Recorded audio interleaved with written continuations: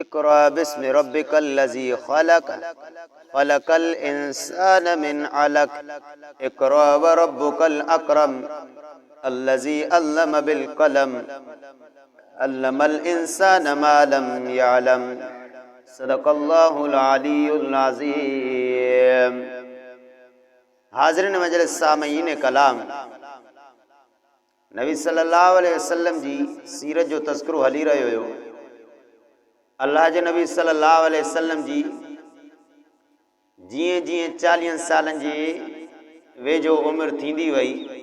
तीअं तीअं हुज़ूर सल्लल्लाहु अलैहि वसल्लम सां अजीबो ग़रीब वाक़ियात अचण लॻा।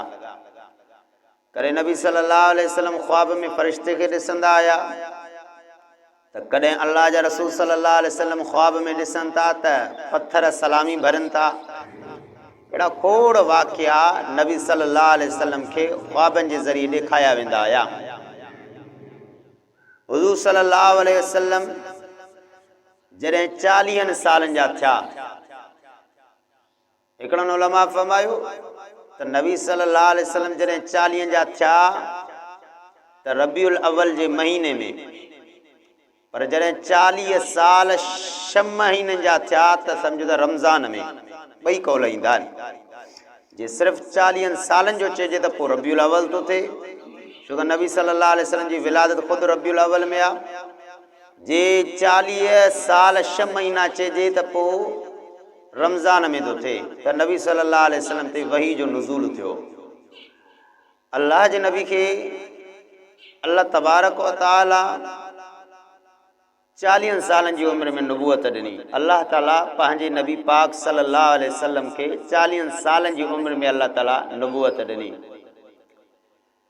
ऐं अल्लाह ताला हर नबी खे 40 सालनि जी उमिरि में नबूअत ॾींदो आहे। इल्ला माशाअल्लाह, कुझु अहिड़ा आहिनि जिन खे नबूअत पहिरियां ई मिली, जीअं हज़रत ईसा अलैहिस्सलाम, यहया अलैहिस्सलाम। ईसा अलैहिस्सलाम त पींघे में ई ॻाल्हायो, मूंखे अल्लाह ताला नबी करे पैदा कयो आहे। ऐं अहिड़ी तरह सां हज़रत यहया अलैहिस्सलाम, उनखे बि 40 सालनि खां अॻु में नबूअत मिली। बाक़ी आम तौर ते अल्लाह ताला हर नबी खे नबूअत 40 सालनि जी उमिरि में ॾींदो आहे। ऐं 40 जे तइदाद में बि उलमा हिकिड़ो वॾो नुक़्तो लिखियो आहे त 40 जे तइदाद में बि हिकिड़ी अल्लाह ताला जी वॾी हिकिड़ी बरकत रखियल आहे। जीअं 40 सालनि जी उमिरि में अल्लाह ताला नबूअत ॾींदो आहे, अहिड़ी तरह सां 40 जे तइदाद खां पोइ हिकिड़ी तब्दीली ईंदी आहे। तव्हां इंसान ते नज़र कयो त इंसान जॾहिं अल्लाह ताला इंसान खे पैदा कंदो आहे, पहिरियों पाणी जो कतरो हूंदो आहे, वरी 40 ॾींहंनि खां बाद में अल्लाह ताला उनखे रत जो कतरो बणाईंदो आहे, वरी 40 ॾींहंनि खां बाद में वरी अल्लाह ताला उनखे गोश्त बणाईंदो आहे, वरी 40 ॾींहंनि खां बाद में वरी अल्लाह ताला उन में हॾा विझंदो आहे, वरी 40 ॾींहंनि खां बाद में सम्झ त उहा वरी तब्दीली ईंदी आहे, वरी 40 ॾींहं 40 ॾींहं ईअं 40 ॾींहंनि खां बाद तब्दीली थी अचे। ऐं अहिड़ी तरह सां हज़रत मूसा अलैहिस्सलाम ते ॾिसो, तूर पहाड़ ते वियो 40 ॾींहं। ऐं अहिड़ी तरह सां हिकु हदीस में बि ईंदो आहे, नबी सल्लल्लाहु अलैहि वसल्लम ने फरमायो, जंहिं 40 ॾींहं मदीने में जमात सां नमाज़ पढ़ी मस्जिद नबवी में, त नबी सल्लल्लाहु अलैहि वसल्लम ने फरमायो 40 ॾींहं जंहिं जमात सां नमाज़ मदीने में पढ़ी त नबी साईं फरमायो अल्लाह ताला उनखे मुनाफ़िक़त खां बचाए छॾींदो। हिकिड़ी ॿी रिवायत में ईंदो आहे, नबी साईं फरमायो जंहिं 40 ॾींहं वरी जमात सां पढ़ियो, वरी जिथे बि जमात पढ़े, ज़रूरु न आहे त मदीने जो हुजे या मदीने में रही करे पढ़े, बल्कि मदीने जी अलॻि फ़ज़ीलत आहे, उहा अलॻि फ़ज़ीलत रिवायत में अचे थी त 40 ॾींहं हिते पढ़े त अल्लाह ताला मुनाफ़िक़त खां बचाईंदोसि। बाक़ी वरी ॿी हदीस में अचे थो त जाते बि आहे जे 40 ॾींहं तकबीर उला सां नमाज़ पढ़ी जमात सां, तकबीर उला जेका कद क़ामत सलात अञा तकबीर थींदी आहे, उनखां बाद इमाम जेको पहिरियों चवंदो आहे अल्लाहु अकबर, उनखां पोइ अलहम्दु वग़ैरह शुरू कंदो आहे, हिनखे चइबो आहे तकबीर उला, तकबीर तहरीमा बि। त बहरहाल अल्लाह जे रसूल सल्लल्लाहु अलैहि वसल्लम जे फरमाए जे तकबीर तहरीमा, तकबीर उला सां जमात सां 40 ॾींहं जंहिं नमाज़ पाबंदी सां पढ़ी, नबी साईं फरमाया अल्लाह ताला 2 इनाम कंदुसि। हिकिड़ो त उन जी दिलि मां मुनाफ़िक़त खे ख़तमु करे छॾींदो, मुनाफ़िक़त खां परे। ॿियो नबी सल्लल्लाहु अलैहि वसल्लम ने फरमायो त अल्लाह तबारक व तआला इन खे जहन्नम जी बाहि खां आज़ादु करे छॾींदो। त बहरहाल अल्लाह तबारक व ताला जा इहे उन जे मथां एहसानात थींदा। निमाज़ त जमात सां ई पढ़णी आहे, जमात खे त छॾिणो ई कोन्हे को। तव्हांखे ख़बर आहे त जेको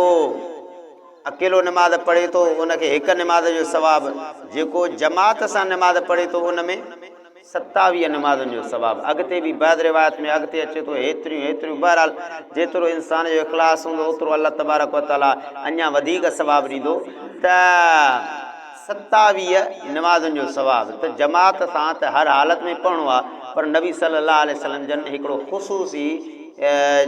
करम नवाज़ी करे फरमायो त जेको 40 ॾींहं जमात सां निमाज़ थो पढ़े त अल्लाह ताला हुनखे 2 इनाम ॾींदो। हिकु त मुनाफ़िक़त खां परे हूंदो, ॿियो त नबी सल्लल्लाहु अलैहि वसल्लम फरमायो अल्लाह ताला हुनखे जहन्नम जी बाहि खां परे करे छॾींदो। बहरहाल ऐं ॿी बि रिवायत में ईंदो आहे नबी सल्लल्लाहु अलैहि वसल्लम फरमायो मन अख़लस लिल्लाहि 40 यौमन, नबी साईं फरमायो जंहिं अल्लाह ताला जे लाइ 40 ॾींहं ख़ासि कया,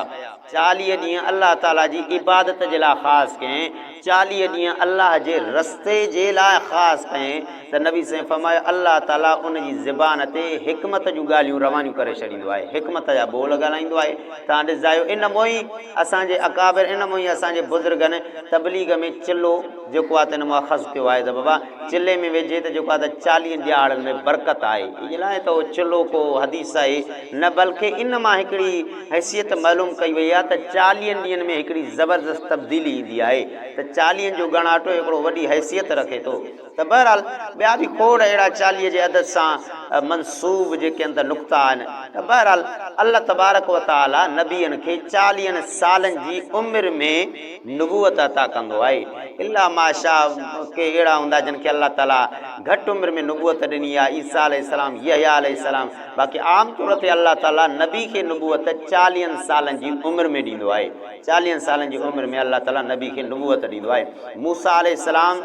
जॾहिं हो हुयो न जेको आहे त फ़िरऔन जो माण्हू किब्ती, उनखे जो मूसा अलैहिस्सलाम जेको चंबो आयो त हमरा जेको आहे त ढेर थी वियो आहे न, जेको आहे त क़ुर में वाक़ियो मज़कूर। त मूसा अलैहिस्सलाम जो इरादो त कोन हुयो, पर मूसा अलैहिस्सलाम हुन मज़लूम जी फरियाद ॿुधण जे कारण हुनखे जो ईअं अॻियूं वरी अञा उहो दादागीर थिए पियो त चंबो ऐं त नबी जो चंबो बि त चंबो आहे न, इहो ई त हथु हुयो न जंहिं हथ जे करे इज़राइल अलैहिस्सलाम जी अखि निकिरी आई हुई। त पर नबी जो चंबो आहे त हमरा जो मरियो त हाणे जेको आहे त मूसा अलैहिस्सलाम उतां हिजरत कई हालात खे ॾिसी करे। उन वक़्तु मूसा अलैहिस्सलाम जी 30 साल उमिरि हुई। शोएब अलैहिस्सलाम वटि आयो मदियन में, मिस्र खां हाणे मदियन आयो आहे। पोइ ॻाल्हि ॿोल थी, पोइ शोएब अलैहिस्सलाम जी न्याणी चयो त बाबा हिनखे जेको आहे त तव्हां कमकार जे लाइ रखो, वरी हिनखे मज़दूरी वग़ैरह तव्हां तय कयो। बहरहाल हे कमकार जे हिसाब सां ज़बरदस्त माण्हू आहे, हिकु त ताक़तवर बि आहे, ॿियो त जेको आहे त हयादार अमानतदार बि आहे। त शोएब अलैहिस्सलाम फरमायो तोखे कीअं ख़बर पई त हे ताक़तवर आहे, तोखे कीअं ख़बर पई, पंहिंजी न्याणी खे बि चई तोखे कीअं ख़बर पई त ताक़तवर आहे, तोखे कीअं ख़बर पई त हे अमानतदार आहे, हयादार आहे। चया बा असुल ॻाल्हि हिन में मां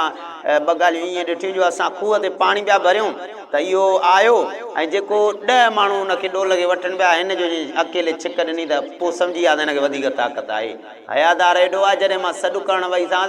त पोइ अॻियूं पाण हले पियो, पोयों न पियो हले मुंहिंजे, तव्हां त अॻियूं औरत ज़ात मुंहिंजे न अचे, पाण अॻियूं पियो हले, पोइ माना रस्तो अचे पियो त माना इशारे सां सम्झाइणो पियो पए। बहरहाल पाण अॻियूं पियो हले, पोयों न पियो हले, हया बि हुयोसि, अबा हया बि अथसि, ताक़त बि अथसि। त उलमा फरमाया अकुलमंद हुई इहा औरत, अकुलमंद हुई जंहिं मूसा अलैहिस्सलाम जो इंतिखाब कयो। त बहरहाल ऐं ॿी उलमा फरमाया अकुलमंद औरत बीबी ख़दीजा बि हुई, जंहिं पंहिंजे बारे में घोट जो इंतिखाब पाक मुहम्मद मुस्तफ़ा सल्लल्लाहु अलैहि वसल्लम फरमायो। खोड़ अहिड़ियूं अकुलमंद औरतूं शुमार आहिनि। त बहरहाल मूसा अलैहिस्सलाम 30 साल उमिरि अथसि हिते। शोएब अलैहिस्सलाम सां ॻाल्हि ॿोल थी, शोएब अलैहिस्सलाम फरमाया 8 साल जेकॾहिं बकरियूं चारे त वाह थींदी, बाक़ी जेकॾहिं इहे 8 साल तुंहिंजे मथां लाज़िम आहिनि, जे 2 साल मथां बि चाढ़े माना 10 साल पूरा करे त पोइ तुंहिंजी मर्ज़ी, उहे पंहिंजी ख़ुशी रज़ा सां जेकॾहिं करें त पोइ वरी तूं 10 साल या 8 साल तूं बकरियूं चाढ़, पोइ मुंहिंजी न्याणियुनि मां जेका न्याणी चवंदी मां हुनजो तोसां निकाह कराईंदुमि। मूसा अलैहिस्सलाम 8 साल पंहिंजी जॻह, 2 साल वरी ॿिया पंहिंजा बि मिलाए करे 10 साल पूरा कयईं। घणा थिया बाबा? 40 साल जॾहिं पूरा थिया, हज़रत शोएब अलैहिस्सलाम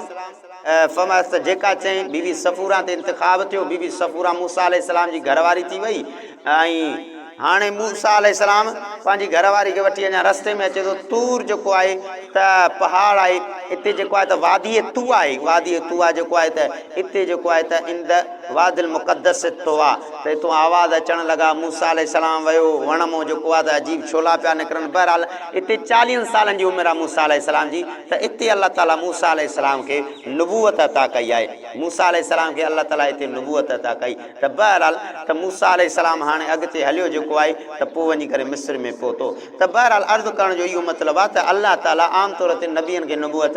40 सालनि जी उमिरि में ॾींदो आहे त अल्लाह जे नबी सल्लल्लाहु अलैहि वसल्लम जी उमिरि मुबारक 40 साल थी त अल्लाह जे रसूल सल्लल्लाहु अलैहि वसल्लम जी जीअं जीअं नबी साईं खे ख्वाब ईंदा आया जीअं जीअं नबी साईं जी 40 सालनि जे वेझो उमिरि थींदी अल्लाह जे नबी सल्लल्लाहु अलैहि वसल्लम जी तबियत में हिकिड़ो अजीब माहौल पैदा थींदो हुयो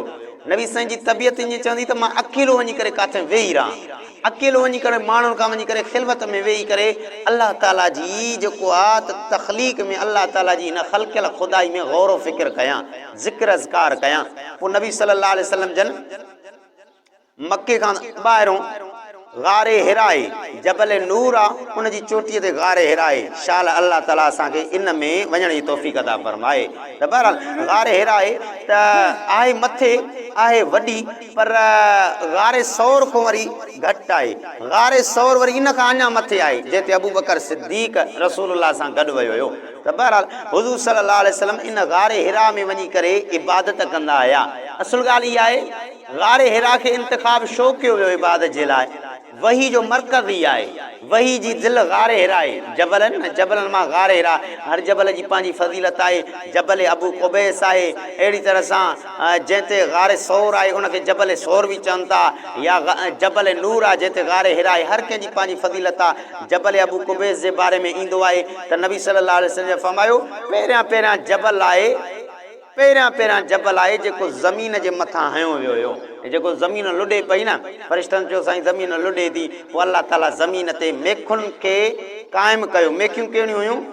ओ जबल जेको आहे त ऐं जेको आहे त वल जिबाल औ तादा ओ जबलनि खे अल्लाह ताला हीअं जो धरती ते आयो न पोइ सम्झो मेख जी हीअं मज़बूत करे छॾियो हिननि जबलनि धरती खे आहे न तव्हां पनो लुॾे पोइ हुनखे ईअं मेख जो हणी छॾींदव त पोइ पनो न लुॾंदो अल्लाह ताला इहा धरती पाणी थो न ईअं लुॾे पई पने जी आहे जेकॾहिं अल्लाह ताला जबल न हणिया त असांजो रहणु करणु ॾाढो मुश्किल थी वञे हा माना हेॾो वञूं आहे वरी हेॾे किरूं आहे अल्लाह जी कुदरत पोइ अल्लाह ताला ईअं जबल जो हणी छॾिया धरती में सुकून में आहे हाणे असांजी हिन सिंध में त अहिड़ा के ख़ासि जबल न आहिनि रोड़ी में आहिनि रोड़ी में आहिनि सखर में आहिनि या अॻिते वञो त हेॾे थर जे लाइ केॾे वॾा वॾा ईअं वाड़िया थी तव्हांखे जबल मालूम थींदा बहरहाल हिन माना ज़िले शिकारपुर में अहिड़ा के ख़ासि जबल कोन्हनि बाक़ी तव्हां अक्सर मुल्कनि में वेंदव त उते जबल ई जबल अथव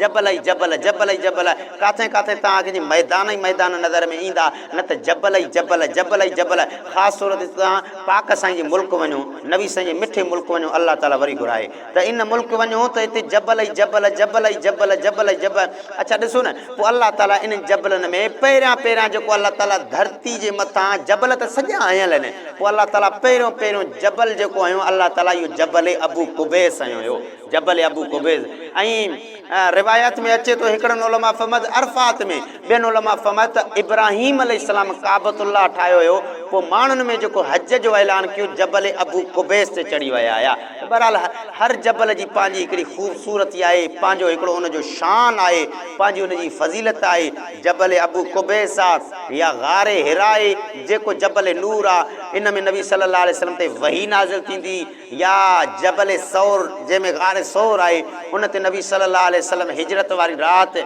आराम फरमाया हुया हर जबल जी पंहिंजी फज़ीलत आहे अच्छा जेके बि जबल आहिनि इहे वरी सावा कोन्हनि के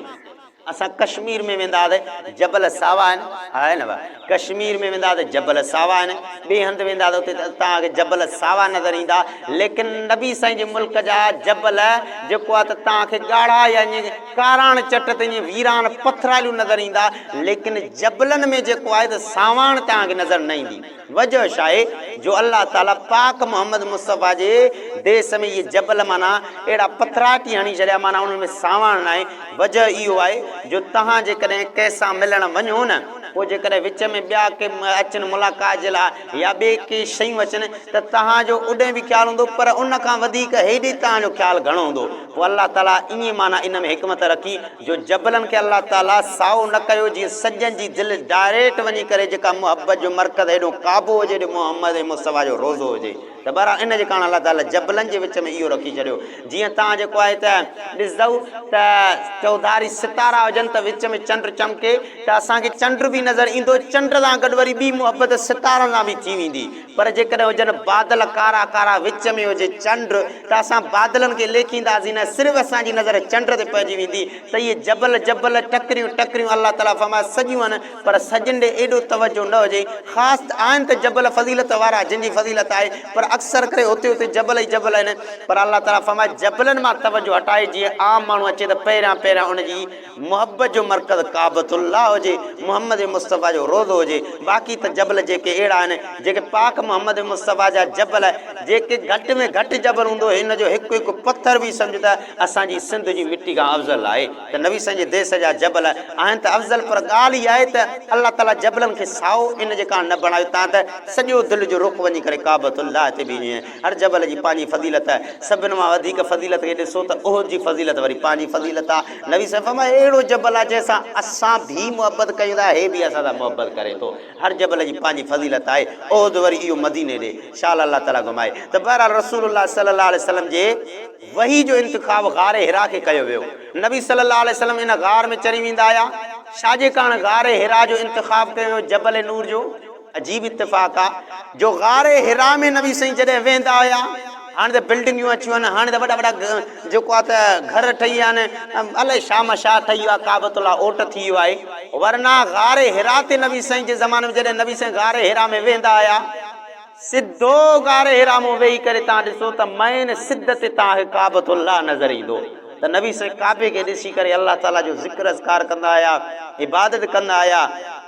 नबी सल्लल्लाहु अलैहि वसल्लम खे अम्मा खदीजतुल कुबरा मानी वग़ैरह ठाहे ॾींदी नबी साईं खे ज़मज़म ॾींदी मानी वग़ैरह ठाहे ॾींदी पोइ नबी साईं कॾहिं 3 ॾींहं वञनि गार में कॾहिं 7 ॾींहं कॾहिं 22 ॾींहं कॾहिं केतिरा ॾींहं कॾहिं 40 ॾींहं बहरहाल नबी साईं कई ॾींहंनि जा ॾींहं गारे हिरा में वेंदा हुआ पोइ उते अकेलाप में वेही करे अलाह जो ज़िक्र अज़कार कनि अलाह जी तख़लीक़ में गौर व फ़िक्र करनि अहिड़ी तरह सां वॾे वक़्त खां बाद वरी पोइ ईंदा हुआ अंदाज़ो कयो हुन ज़माने में 20-40 ॾींहं हलियो वञणु छा था सम्झो त इहो गारे हिरा हूंदे उन ज़माने में को बिजली वग़ैरह जो बि त इंतज़ाम कोन हुयो त गर्मी सर्दी इन ई माना गारे हिरा में नबी साईं एॾा ॾींहं वेही करे अलाह ताला सां ॻाल्हि ॿोल थींदी हुई नबी सल्लल्लाहु अलैहि वसल्लम ईअं ई माना गारे हिरा में हुया मौजूदु हुया रमज़ानुल मुबारक जो महीनो हुजे नबी साईं जी उमिरि मुबारक 40 साल थी वई हिकिड़ो उलमा फरमायो फ़क़ति 40 साल खे ॾिठो वञे त पोइ त रबियुल अव्वल जो महीनो थो बीहे माना छो त नबी साईं जी विलादत बि रबियुल अव्वल में नबी सल्लल्लाहु अलैहि वसल्लम जी विलादत रबियुल अव्वल में थी त पोइ 40 सालनि खां बाद में रबियुल अव्वल ई शुमार कयो वेंदो पर जेकॾहिं माना नबी साईं खे रमज़ान तो शुमार कजे पोइ नबी साईं खे माना 40 साल 6 महीना थिया बहरहाल नबी साईं खे 40 साल थी विया रमज़ानुल मुबारक जो महीनो हुजे अक्सर उलमा रमज़ानुल मुबारक चवनि था नबी सल्लल्लाहु अलैहि वसल्लम खे 40 साल थी विया रमज़ान जो महीनो हुजे त हुज़ूर सल्लल्लाहु अलैहि वसल्लम बज़ रिवायत में त चयो त 27 रमज़ान बि हुई किन उलमा फरमाया त रमज़ान जी बि 27 तारीख़ हुई बहरहाल रमज़ानुल मुबारक जो महीनो हुजे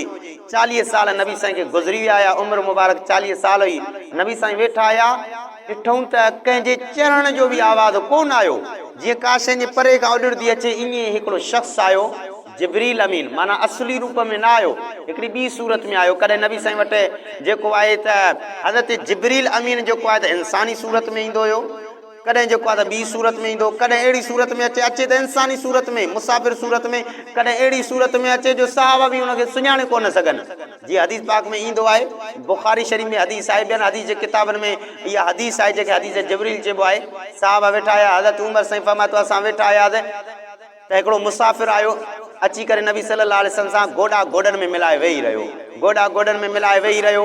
ॾाढ़ी कारी हुजेसि वार कारा हुजनिसि कपिड़ा वरी अच्छा हुजनिसि हुयो त मुसाफ़िर पर सफ़र जो हुनजे मथां को असरु कोन हुयो हाणे तव्हां ॾिसो न कोई अचे साईं खे हाणे हिते सफ़र करे परे खां अचे परे परे खां सफ़र करे असांजे अचे जेको आहे त खैरपुर ॾांहुं या जेको आहे त अचे कश्मीर ॾो बलूचिस्तान ॾो जीअं जो ईंदो मोटर साइकिल ते धम जो ईअं कंदो त असां सम्झींदासीं मुसाफ़िर आहे हिनखे सफ़र जा आसार वारो करे खट ते बे वेंदो फूकट भरींदो एॾो न पाणी बाणी थींदो सम्झी वेंदासीं त बाबा हे सफ़र करे आयो आहे त साहब फरमाईंदा असां सम्झूं पिया त सफ़र करे आयो आहे त माना मुसाफ़िर अजनबी आहे पर सफ़र जो को उन ते नामो निशान ई कोन हुयो नामो निशान ई कोन हुयो पोइ नबी सल्लल्लाहु अलैहि वसल्लम गोॾा गोॾनि सां मिलाए करे पोइ हुज़ूर सल्लल्लाहु अलैहि वसल्लम खां सुवाल पियो पुछा कंदो वञे साईं ॾियो त ख़बर आहे इस्लाम छा खे चइबो आहे ईमान छा खे चइबो आहे फलाणी शइ छा खे चइबो आहे बहरहाल इहा हदीस जिब्रील में खोड़ ॻाल्हियूं आहिनि त नबी सल्लल्लाहु अलैहि वसल्लम फरमान ईमान त इहो ई आहे त तूं जेको आहे त अल्लाह ताला जी अहिड़ी इबादत करे ॼण त तूं अल्लाह खे ॾिसे थो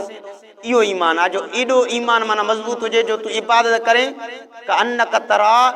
जेका माना तूं ॼण त तूं उनखे ॾिसे थो त अन्न माना ॼण त तूं उनखे ॾिसे पर जे तूं उनखे नथो ॾिसे पोइ इहा ॻाल्हि यादि रखजांइ त फ इन्नहु यराक उहो अल्लाह ताला तोखे ॾिसे थो उहो अल्लाह ताला तोखे ॾिसे थो जेकॾहिं तूं उनखे नथो ॾिसे क अन्न क तरा ईअं इबादत कर ॼण त तूं अल्लाह खे ॾिसे थो पर जे उनखे तूं एतिरो यकीन नथो पर इहो यकीन कर त अल्लाह तोखे ॾिसे थो इहो आहे ईमान त अच्छा वरी उहो ई शख़्स चए थो त साईं तव्हां सच ॻाल्हायो हज़रत उमर साईं फरमाए थो सुवाल बि पाण थो करे जवाबु मिले थो वरी चए थो सच बि ॻाल्हाई माना हिनखे ख़बर आहे न पहिरियों पोइ सुवाल छो थो करे हज़रत उमर साईं फरमाए असां हैरान पिया थियूं ॿियो सुवाल करे वरी नबी साईं ॾसे त वरी चए त सच था चयो असांखे हैरानी पई थिए उहो वियो त असां पोइ नबी साईं ॾे आया नबी साईं फरमाए ख़बर हुयव इहो केरु हुयो असांजो साईं असांखे ख़बर कोन्हे का नबी साईं फरमाए इहो जिब्रील हुयो जेको तव्हां तालीम ॾियण जे लाइ आयो हुयो त उलमा फरमायो त इल्मु हासिल करण जी उमिरि हिकिड़ी जवानी आहे ऐं अहिड़े तरह अच्छे कपिड़े मां मतिलबु इहो आहे त नबी साईं खे अछो कपिड़ो ॾाढो पसंदि हूंदो हुयो त बहरहाल त जिब्रील अमीन कॾहिं कहिड़ी सूरत में ईंदो हुयो नबी सल्लल्लाहु अलैहि वसल्लम जे जिब्रील अमीन आयो जिब्रील अमीन त नबी सल्लल्लाहु अलैहि वसल्लम ॾिसी हैरान थी विया त हिते कंहिंजे चढ़ण जो बि आवाज़ न आयो ही काॾों आयो पोइ जिब्रील अमीन अची करे ऐं हसीन जमील ईअं लॻे पियो ख़ूबसूरत जिब्रील अमीन अची करे साईं सल्लल्लाहु अलैहि वसल्लम खे फरमायो इक़रा पढ़ सोना पढ़ लफ़्ज़ इहो इक़रा पढ़ त नबी सल्लल्लाहु अलैहि वसल्लम जो फरमायो मां न बिकारी मां त पढ़ियल कोन आहियां नबी सल्लल्लाहु अलैहि वसल्लम कंहिं वटि पढ़ियो कोन हुयो नबी साईं कंहिं वटि पढ़ियो कोन हुयो पर नबी साईं खे अणपढ़ियल न चइबो पढ़ियो कंहिं वटि कोन हुयो पर अणपढ़ियल न चइबो इहा बेअदबी आहे बल्कि नबी साईं कंहिं वटि पढ़ियो त कोन हुयो पर तॾहिं बि इल्म जा समुंड हुनजे सीने मां था निकिरनि त बहरहाल उम्मी माना कंहिं वटि पढ़ियो कोन हुयो को उस्ताद कोन हुयो त बहरहाल हुज़ूर सल्लल्लाहु अलैहि वसल्लम फरमायो मां न बिकारी मां कंहिं वटि पढ़ियो त न आहियां छा पढ़ियां वरी जिब्रील अमीन इहो भाकुर पातो नबी साईं खे वरी नबी साईं सल्लल्लाहु अलैहि वसल्लम ज़ोर जो भाकुर पातऊं नबी साईं सल्लल्लाहु अलैहि वसल्लम वॾो ज़ोर जो भाकुर पातईं जिब्रील वरी जिब्रील चयो त सोना इक़रा पढ़ साईं फरमायो मां न बिकारी मूंखे पढ़ण त कोन ईंदो आहे मां पढ़ियल ई न आहियां नबी सल्लल्लाहु अलैहि वसल्लम खे वरी उन भाकुर पातो टियों दफ़ो नबी साईं सल्लल्लाहु अलैहि वसल्लम खे चई त इक़रा नबी सल्लल्लाहु अलैहि वसल्लम जन फरमायो मां अन बिकारी मूंखे को पढ़ण त कोन थो अचे त जिब्रील अमीन वरी फरमायो इक़रा बिस्मि रब्बिकल लज़ी ख़लक़ल इंसान मिन अलक़ इक़रा व रब्बुकल अकरम अल्लज़ी अल्लम बिल कलम अल्लमल इंसान मा लम यअलम कल्ला इन्नल इंसान लयतगा अल्लमल इंसान मा लम यअलम 5 आयतूं ए साईं जिब्रील अमीन हुज़ूर सल्लल्लाहु अलैहि वसल्लम खे पढ़ी करे ॿुधायूं त ए सोना पढ़ पंहिंजे पालनहार जे नाले सां पहिरियों अल्लाह जो नालो वरितईं जिब्रील पंहिंजे पालनहार जे नाले सां अल्लज़ी ख़लक़ जंहिं अल्लाह ताला पैदा कयो आहे इंसाननि खे पैदा कयईं ज़मीन खे पैदा कयईं हैवाननि खे पैदा कयईं जिन्ननि खे पैदा कयईं फ़रिश्तनि खे पैदा कयईं सॼी मख़लूक़ात खे पैदा कयईं ख़लक़ल इंसान मिन अलक़ जिब्रील रसूलुल्लाह खे अर्ज़ु थो करे सोना पढ़ उन रब जे नाले सां जंहिं पैदा कयो आहे अल्लाह ताला पैदा त सभिनि खे कयो फ़रिश्तनि खे नूर मां पैदा कयईं जिन्हनि खे बाहि मां पैदा कयईं ॿी मख़लूक़ात खे जेको आहे त मिटी वग़ैरह ॿी शयुनि मां पैदा कयईं पर ख़लक़ल इंसान मिन अलक़ इंसान खे रत जे लोथड़े मां पैदा कयईं रत जे दिग मां पैदा कयईं त इंसान ॾिस त आहे छा हिन में अल्लाह ताला केॾो ख़ूबसूरत बणायो पर अल्लाह ताला बणायो छा में आहे उन ते त नज़र कयो इक़रा व रब्बुकल अकरम पढ़ ऐं जेको आहे त तुंहिंजो पालनहार वॾो जेको आहे त करम नवाज़ी वारो आहे तुंहिंजो पालनहार वॾी अज़मत वारो आहे तुंहिंजो पालनहार वॾी बुज़ुर्गी वारो आहे ऐं वॾो करीम आहे अल्लज़ी अल्लम बिल कलम रब उहो आहे तुंहिंजो पालनहार जेको आहे त कलम जे ज़रिए इल्मु ॾिनो आहे पहिरियों कलम जी वॾी फज़ीलत आहे असां का शइ लिखंदा आहियूं न उलमा हेॾा किताब लिखिया आहिनि कलमनि सां कलम जी वॾी फज़ीलत आहे अगरचे हाणे कंप्यूटर जो ज़मानो आयो आहे लेकिन कलम जा तॾहिं बि अहसान आहिनि असां ते पहिरियां क़ुर त कलम जे ज़रिए लिखियो वियो किताब बि कलम जे ज़रिए त कलम जी हिकिड़ी वॾी फज़ीलत आहे अल्लाह ताला वॾी कलम जी हिकिड़ी फज़ीलत कई आहे तंहिंजे कारण उलमा फरमाईंदा आहिनि इहा जेका पेन हूंदी आहे न इन पेन सां अगठ न विझंदा कयो पेन सां अगठ न विझंदा कयो ऐं पेन खे पेरनि में न रखंदा कयो छो त पेन कलम आहे कलम जी अल्लाह ताला वॾी फज़ीलत कई आहे ॿुधो का हिन सां अलाह जा बि नाला लिखिया वेंदा आहिनि। अहिड़ी तरह ॾंदड़ हणंदा आहियूं, ॾंदड़ जी बि वॾी फज़ीलत आहे, इन ॾंदड़नि सां बि अगरि न वॼे काठी वग़ैरह हुजे त बहरहाल ई अज़मत वारियूं शयूं आहिनि। अल्लाह ताला फरमाए अल्लमल इंसान मालम यालम, अल्लाह ताला इंसान खे उहो सेखारियो जेको इंसान जेको आहे त ॼाणे कोन पियो, त अहिड़ो अल्लाह ताला इंसान खे सेखारियो। त बहरहाल इहे 5 आयतूं अल्लाह ताला जे रसूल सल्लल्लाहु अलैहि वसल्लम खे जिब्रील ॿुधायूं। नबी सल्लल्लाहु अलैहि वसल्लम जन आया ऐं जेको आहे त अम्मा ख़दीजतुल कुबरा ॾे नबी सल्लल्लाहु अलैहि वसल्लम जन परेशान हुया। नबी सल्लल्लाहु फरमाए ज़म्मिलूनी मूंखे चादर वेड़ो, चादर वेड़ो, मूंखे चादर वेड़ो। त अम्मा ख़दीजतुल कुबरा नबी सल्लल्लाहु अलैहि वसल्लम ते चादर वेड़ी। नबी सल्लल्लाहु अलैहि वसल्लम खां पुछा कया साईं छाजे कारण परेशान आहियो? नबी साईं ॻाल्हि ॿुधाई हीअं आयो हमरा मूंखे जेको आहे त हीअं भाकुर पाए त करे हे ॻाल्हियूं करे वियो आहे। अम्मा ख़दीजा चयो त घबरायो न, तव्हां ग़रीबनि जी मदद कंदा आहियो, तव्हांखे अल्लाह ताला अकेलो कोन छॾींदो, इहा का ख़ासि ॻाल्हि हूंदी। पोइ अम्मा ख़दीजतुल कुबरा नबी साईं खे वर्का बिन नौफल हुयो उन ज़माने में अम्मा ख़दीजा जो सौट, उहो माना जेके ओ तोरे इंजील हुया उन्हनि किताबनि जो आलिम हुयो। सम्झ त इंजील खे जेको आहे अरबी में करे ॿुधाईंदो हुयो, त बहरहाल वॾो आलिम हुयो। उन ॾे जॾहिं वठी वई पोड़ो थी चुको हुयो नाबीन, उन ॾे वठी वई त सौट हे मां जेको आहे त पंहिंजे घोट खे वठी आई आहियां, हिन सां हीअ ॻाल्हि थी आहे। त उहो चए थो ॾे त हाल वाल चए हीअं हमरा आयो मूंखे भाकुर पाता हे ॻाल्हियूं ॿुधाए। चए मुबारक थी इहो उहो हमरा आहे, इहा उहा हस्ती आहे, इहो उहो शख़्स आहे जेको ईसा ऐं मूसा जे मथां ईंदो हुयो, नाज़िल थींदो हुयो, यानी जिब्रील आहे। ऐं तोखे अल्लाह ताला नबूअत ॾिनी आहे। ऐं काश मां उन वक़्त ताईं ज़िंदा हुजां जो तोखे पंहिंजी क़ौम वारा पंहिंजे ॻोठ मों कढींदा। नबी साईं फरमाए 40 सालनि ताईं क़ौम मूंखे सादिक़ अमीन चवण वारी, लक़ब ॾियण वारी, हेॾी इज़त करण वारी, पंहिंजूं मजलिसूं मुंहिंजे लाइ सजाइण वारी मूंखे कढंदी। त उहे वर्का बिन नौफल फरमाए थो हाओ साईं तव्हांखे पंहिंजी क़ौम कढंदी, तव्हांखे पंहिंजी क़ौम पंहिंजे मुल्क मां कढंदी। बहरहाल इहो वर्का बिन नौफल। इन खां अॻु में हिकिड़ो असद बिन अमर बिन नुफैल हुयो, जंहिं बि नबी सल्लल्लाहु अलैहि वसल्लम जे मथां सम्झो त पहिरियां ईमान आणण जी कई हुई, ऐं उहो ईसाई मज़हब ते हुयो, माना ईसाई मज़हब उन वक़्त ते हक़ ते हुयो। त नबी साईं जी उन सां मुलाक़ात थी। नबी साईं फरमाए ॾिसे थो पंहिंजी क़ौम वारा जाहिल जेको आहे त बुतनि खे पूॼनि था, त हुन चयो वाक़ई बुतनि खे पूॼणु न खपे, मां पाण हिकिड़े सही मज़हब जे कढ आहियां। मूंखे कंहिं राय बि ॿुधायो आहे त तुंहिंजे मुल्क में हिकिड़ो पैगंबर पैदा थींदो, काश उहो अचे त पोइ वरी हुनजे मथां ईमान आणियो, पर हुनखे कहिड़ी ख़बर त पैगंबर इहो ई नबी साईं आहे। बहरहाल नबी साईं खे अञा नबूअत मिली कोन, उहो अॻ में ई इंतकाल करे वियो। त नबी साईं खे वर्का बिन नौफल ॾे वठी आई। वर्का बिन नौफल ॿुधायो त साईं तव्हांजे मथां इहा वही जी हिकिड़ी अलामत आहे, तव्हां नबी थी विया आहियो। नबी साईं ते पोइ वही बंदि थी वई। पोइ खोड़ वक़्त खां बाद में वरी नबी साईं ते वही आई। बहरहाल वही जूं खोड़ सूरतूं हूंदियूं। नबी साईं ते कॾहिं जिब्रील अमीन इंसानी सूरत में ईंदो, कॾहिं दहिया कल्बी जी सूरत में, कॾहिं कंहिंजी सूरत में, कॾहिं नबी साईं खे जीअं घंटी हुजे न ईअं नबी साईं खे मालूम थींदो हुयो, कॾहिं जीअं माखियुनि जी भड़भड़ाहट हुजे ईअं नबी साईं खे वही मालूम थींदो हुयो। अल्लाह ताला खां दुआ आहे अल्लाह ताला सीरत जे दर्शन मां असांखे सुकून नसीब अता फरमाए, अमल नसीब अता फरमाए।